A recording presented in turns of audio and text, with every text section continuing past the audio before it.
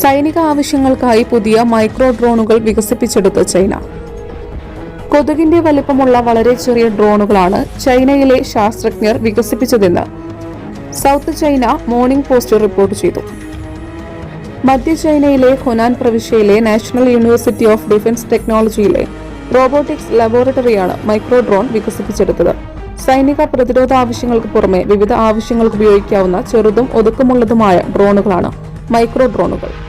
ഇതുപോലുള്ള miniature bionic റോബോട്ടുകൾ യുദ്ധകളത്തിലെ വിവര നിരീക്ഷണത്തിനും പ്രത്യേക ദൗത്യങ്ങൾക്കും അനുയോജ്യമാണെന്ന് NUTDയിലെ വിദ്യാർത്ഥിയായ ലിയാങ് ഹെക്സിയാങ് ചൈന സെൻട്രൽ ടെലിവിഷന്റെ സൈനിക ചാനലായ CCTVയോട് പറഞ്ഞു.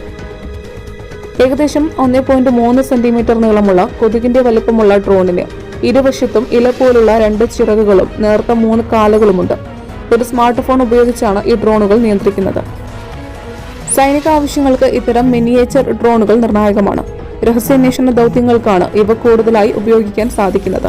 ബാറ്ററികൾ ചെറുതായതിനാൽ സാധാരണയായി അവയ്ക്ക് പറക്കൽ സമയം കുറവാണ്. എന്നിരുന്നാലും ബാറ്ററി ലൈഫ്, സെൻസർ സാങ്കേതികവിദ്യ, ആർട്ടിഫിഷ്യൽ ഇന്റലിജൻസ് എന്നിവയെ ഉപയോഗപ്പെടുത്തി മൈക്രോ ഡ്രോണുകളുടെ കഴിവുകൾ വർദ്ധിപ്പിക്കാൻ സാധിക്കുമെന്നാണ് ശാസ്ത്രജ്ഞരുടെ വാദം. മലയാളിയുടെ ഭക്ഷണ താല്പര്യങ്ങൾക്ക് ഇനി പുതിയ സ്വാദ്. അൽദാൻ ലെബനീസ് കുബൂസ്.